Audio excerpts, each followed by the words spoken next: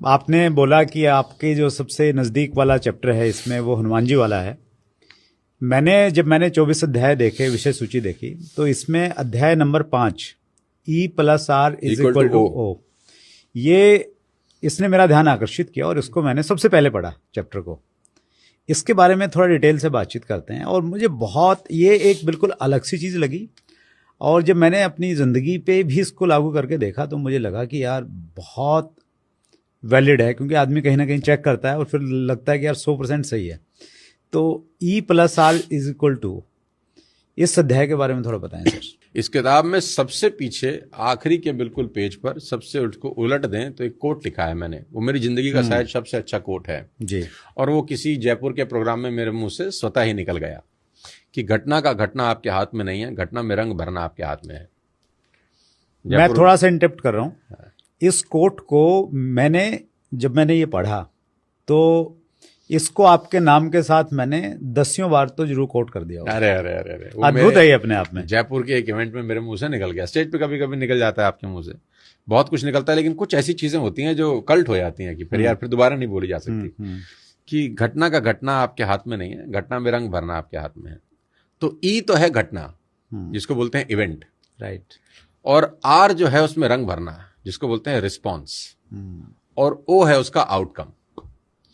कि घटना आपके हाथ में नहीं है, इवेंट कुछ भी हो सकता है। आपके घर में प्रॉब्लम हो गई, आपकी टीम खराब हो गई, कोई भी नकारात्मक बात आपके साथ हो गई, अब उस पर आपका रिस्पॉन्स डिसाइड करता है कि आउटकम कैसा आएगा।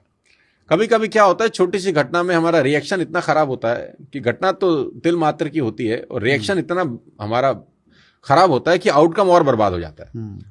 झगड़े हो रहे हैं रोड पे, हाँ, मतलब छोटी सी बात थी, 2 गाड़ी का बम्पर लग गया, अब दोनों उतर गए, गाली गलौज होगी, इतने में मर्डर हो गया। मतलब बम्पर को ठीक कराने की कीमत 500 रुपए थी, आदमी चला गया। घटना इतनी सी थी, लेकिन रिएक्ट किया रिस्पॉन्स करने की बजाय, आउटकम खराब हो गया। इसके 2-3 उदाहरण मैं आपको देता हूं। प्लीज। अब जब शूर्पणखा रावण के पास भागती हुई आई ना कि मेरी नाक काट दी, अब ये घटना है एक जी, ठीक, कि कोई गया, उसकी नाक कट गई, अपने भाई को कंप्लेंट कर रही है कि मेरी नाक कट गई, ये घटना है। अब इसका रिस्पॉन्स क्या है? अब रावण ने इसका रिस्पॉन्स ऐसे दिया कि बहना छोड़ूंगा नहीं, जिसने तेरी नाक काटी है उसको तो मैं दिखाता हूं अब। ये है रिस्पॉन्स। आउटकम में क्या हुआ? पूरा कुल समाप्त हो गया। ठीक।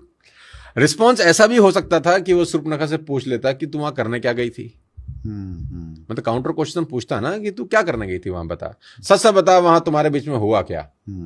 ये क्रॉस चेक करने दे मेरे को। हाँ, मुझे एक बार पता कर लेने दे कि मेरे वो उनका पॉइंट ऑफ व्यू भी जान लूं, जिन्होंने तेरी नाक काटी है, कि इन्होंने नाक काटी क्यों। तो अगर ये 3 सवाल पूछ लेता कि वहां हुआ क्या, तू वहां करने क्या गई थी, एक बार मैं उसका पक्ष भी जान लूं, तो रिस्पॉन्स बहुत बेहतर होता। रिस्पॉन्स में मां का हरण नहीं होता, और आउटकम कैसा होता? राज करता। लेकिन उसका रिस्पॉन्स कैसा था? वाहियात। घटना तो सिंपल थी, लेकिन रिस्पॉन्स वाहियात था, तो आउटकम में कुल समेत मारा गया। अब दूसरा उदाहरण लो। द्रौपदी ने दुर्योधन को पानी में गिरते देखकर बोला, अंधे का बेटा अंधा। यह भी घटना है। यस, अंधे का बेटा अंधा। अंधा। अब उसका रिस्पॉन्स कैसे आया? उसने बोला, जब मौका मिलेगा तुझे बताऊंगा मैं। उसने चीर हरण किया। आउटकम क्या हुआ? 100 भाइयों समेत खत्म, समाप्त। रिस्पॉन्स ऐसा भी हो सकता था कि उसके बोलने से थोड़ी ना तू अंधा हो गया। भाई, उसने अंधा बोल दिया, उसके बोलने से तू अंधा नहीं हो जाता था भाई। अब आपको किसी ने गधा कहा, किसी के गधा कहने से तो आप गधा नहीं होते ना, लेकिन जैसे तुमने बाजू चढ़ाई कि तुझे बताता हूं अब हुए कि तुम गधे। तो रिस्पॉन्स ये होना चाहिए था कि तेरे अंधा कहने से मैं अंधा नहीं होता यार। बड़ा कूल सा रिस्पॉन्स है। आउटकम क्या होता? कोई दिक्कत नहीं थी, लेकिन रिस्पॉन्ड क्या था कि तुझे बताता हूं मैं। अब तीसरा एग्जाम्पल देता हूं, आपकी ऑडियंस पागल हो जाएगी सुनकर, प्लीज। तीसरा एग्जाम्पल इसका यह है कि इवेंट इतना खतरनाक है, और रिस्पॉन्स देखना फिर आप। इवेंट ऐसा है कि सौतेली मां राम को कहती है 14 साल के लिए चला जा। सौतेली मां, बायोलॉजिकल मां भी नहीं जी, 14 साल के लिए चल। कितना खतरनाक इवेंट है। निरपराध आदमी जिसकी कोई गलती नहीं है, उसको बोला जा रहा है तो 14 साल के लिए चला जा। अब रिस्पॉन्स देखो। उसने कहा, मां बस इतनी सी बात। आउटकम देखो कि वो एक राजा मर्यादा पुरुषोत्तम भगवान राम में कन्वर्ट होके लौटे 14 साल के बाद। ये है आउटकम। और आउटकम इवेंट की वजह से डिटरमाइन नहीं होता, आउटकम रिस्पॉन्स की वजह से डिटरमाइन होता है।